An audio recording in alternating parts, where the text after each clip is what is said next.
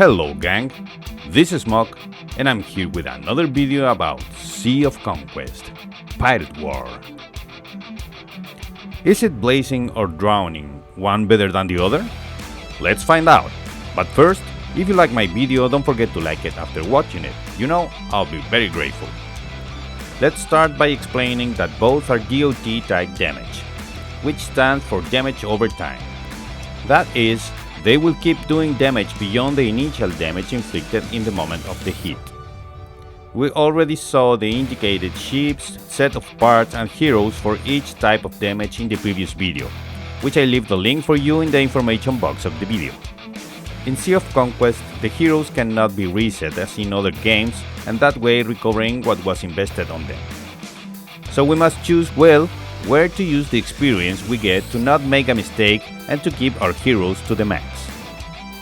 Currently my 4 ships are the flagship as a tank with Ahab, Ed and Armstrong with the set Sovereign of the Seas, the Warhammer with Bones, Lulu and Luna with Requiescent of Black, the Fearless Princess with Griffin, Boa and Molly with the Banquet of Reapers set, and finally the Stormbringer with Lester, Tanaka and Cordelia with the Burning Crown.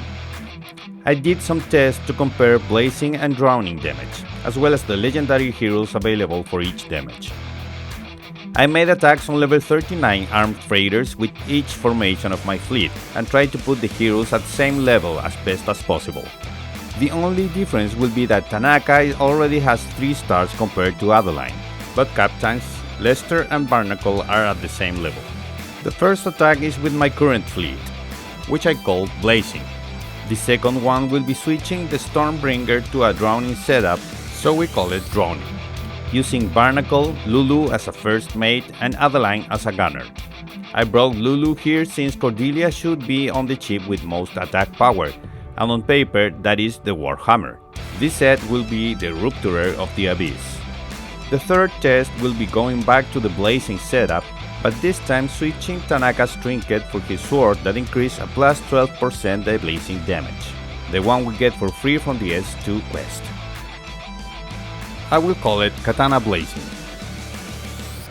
In the previous 2 attacks, Tanaka and Adeline were using the same crossbow trinket that gives plus 9% blazing or drowning damage. The fourth test will be adding Adeline, a drowning gunner, to the Stormbringer with blazing setup, that is with Lester and Tanaka plus the Burning Crown set, and with Lulu on the Warhammer. Remember that she only heals 1 ship. We will call this one Blazing plus Adeline. The 5th test is with the same setup as before, but switching Lulu for Cordelia in the Warhammer, and the results were very different. We will call this one Blazing plus Adeline and Cordelia.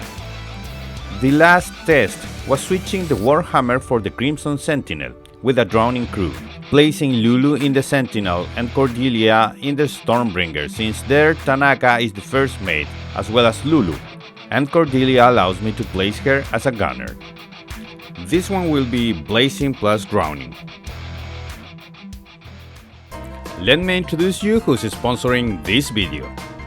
Paxify is the best, the safest, and 100% legit way to buy bundles with great savings. Get regular discounts of 10 to 30% plus special flash deals weekly and give a boost to your game. Hundreds of satisfied customers and top players prove to us how convenient it is. Try Paxify for free and get a welcome bundle 0 cost and 0 risk. No more limited payment methods. Choose from credit, debit card, Google and Apple Pay or Revolut app for instant payments. For those who love fast progress, grab up to $400 in bonuses with crazy first deposit deal. With Paxify your account is 100% safe. So join now, save money, become the hero of your gang and demolish your enemies. Bind your account to Fund Plus so it is safe and you're always in control of it. Then you'll be ready to start saving. Ready to do it? Click the link in the description box and start your journey. These are the results. Individually, Lester as captain give us more damage than Barnacle. In all the setups where he is a captain, he did more damage than Barnacle does. The team Lester and Tanaka is a beast.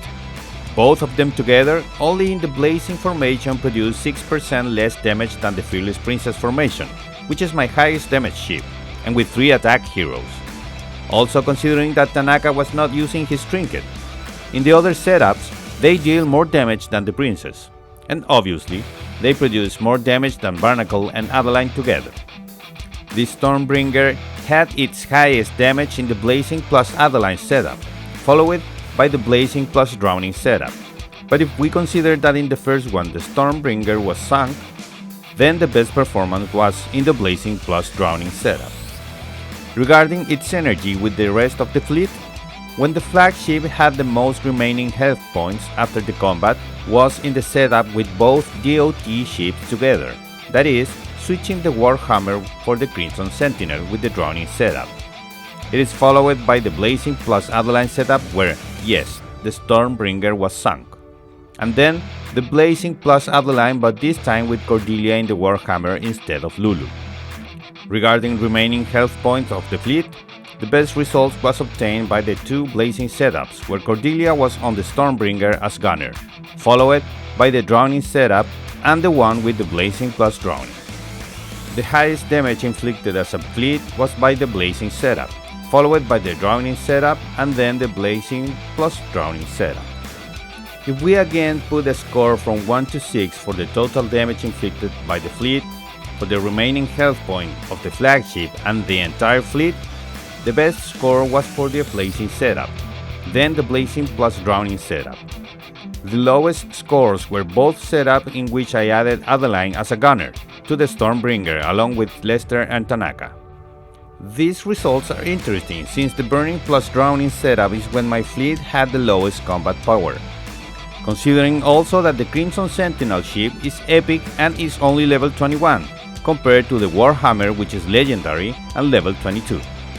For my part, I think I will give this setup a shot, with the Crimson Sentinel in Drowning setup and the Stormbringer as a Blazing setup, including the Fearless Princess, which is still my highest damage ship, and the flagship as a tank. Well guys, I hope this can be helpful for you. As always, join my Discord and follow me in my other social media. Don't forget to like the video, subscribe to my channel and activate notifications so you know when I upload new content. This is Muck. I wish you all a great day. Bye bye.